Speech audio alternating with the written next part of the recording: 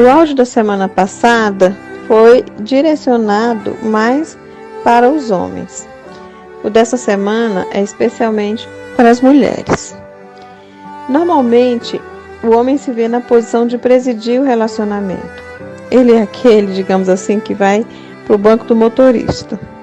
Deus o criou dessa maneira. A conquista é o desejo inato do homem. Ele sai para conquistar, para vencer os desafios.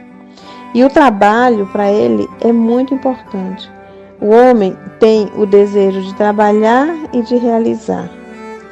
Para se sentir valorizado, ele requer mais a honra e o respeito do que o amor. Para ele, amor se escreve com as letras da palavra respeito. De acordo com a Bíblia, a mulher foi criada para ser auxiliadora, ajudadora do homem na sua missão de liderar o lar. A palavra auxiliadora significa aquela que responde ou aquela que ajuda. O problema é quando a ajuda da mulher é recebida como algo que atrapalha ou que faz o homem sentir-se desrespeitado. Quando surgem conflitos frente ao desejo da mulher de contribuir e a dificuldade do homem de ser apoiado ou ajudado, o casal precisa buscar o diálogo para que, por meio da comunicação fundamentada no respeito e no amor, consigam perceber a contribuição de cada um na solução das situações que os desafiam. A maioria dos homens se identifica pelo trabalho. Normalmente, responde à pergunta quem você é, informando a profissão. Eu sou dentista, eu sou engenheiro, eu sou médico, eu sou pedreiro, eu sou pintor, enfim, por aí. E quando ele conhece um outro homem, logo sai a pergunta: o que você faz? Essa identificação é parte da natureza do homem e recebe o nome acadêmico de instrumentalidade masculina. Ele foi criado para ser o provedor, o trabalhador, o caçador, o executor. Tanto é assim que a perda do trabalho para o homem muitas vezes significa a perda de sua própria identidade. Para ele, o trabalho não é opcional. Diante disso, é importante que a mulher manifeste e declare sua admiração pelo trabalho do seu esposo. Ele quer que a sua esposa acredite nele. Isso toca o seu espírito. Ocorre que quando o homem se dedica muito ao trabalho, a mulher tende a sentir-se negligenciada e não consegue admirá-lo. Porém, algumas vezes o marido também se sente negligenciado e tratado como aquele que apenas coloca comida na mesa. A esposa não deve desonrar e nem criticar o trabalho do marido, especialmente usando a alegação de que ele valoriza mais o trabalho do que a família. O fato é que ele, como homem, tende mesmo a valorizar o trabalho de um modo diferente da mulher. Cabe aí o uso do bom senso e da flexibilidade.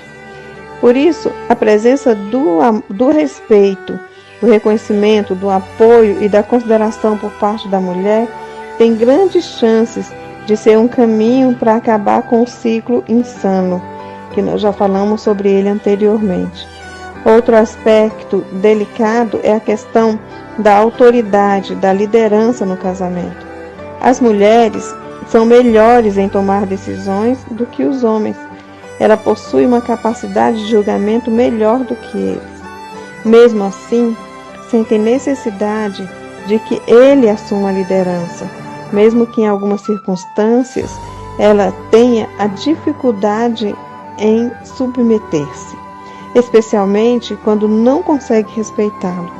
Porém, voltando aos fundamentos, na perspectiva geral da administração da casa, cabe ao homem sim liderar, ou seja, cumprir a sua missão de supridor. A esposa sábia consegue perceber que quando traz para si essa função, essa obrigação, ela se sobrecarrega e também anula a personalidade do marido.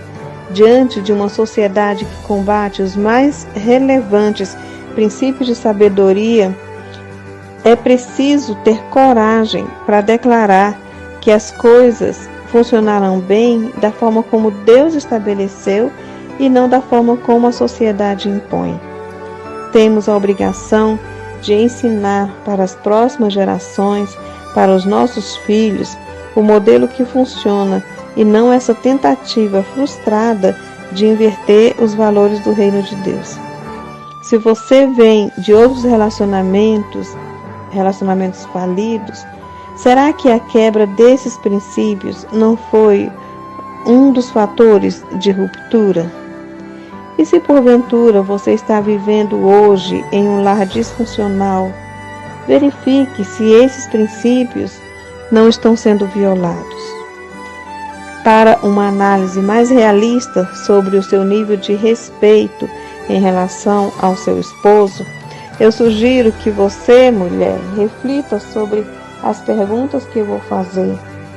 Feche os olhos e imagine, apenas imagine, qual a nota que o meu esposo daria a mim.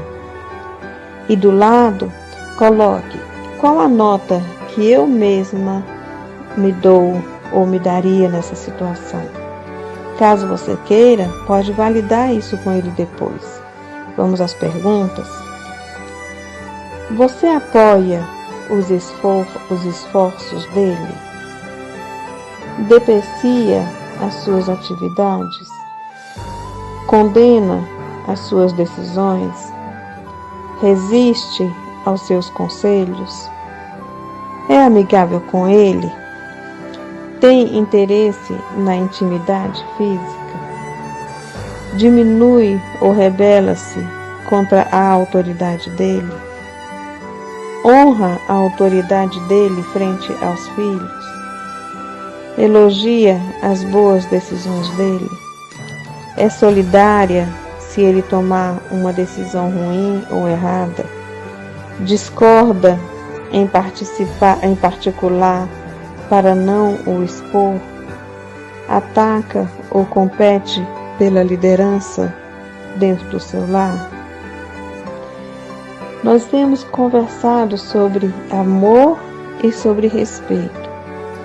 E o objetivo é fazer com que tanto homem como mulher, tanto esposo como a esposa, tanto o companheiro como a companheira, perceba que para chegar a um casamento, a um relacionamento bacana, harmonioso, não que seja exatamente sem conflitos, mas um casamento no qual os conflitos sejam uma grande fonte de crescimento e de aprimoramento, é necessário que haja da parte do homem o amor incondicional à sua esposa e da parte da esposa o respeito incondicional ao seu marido.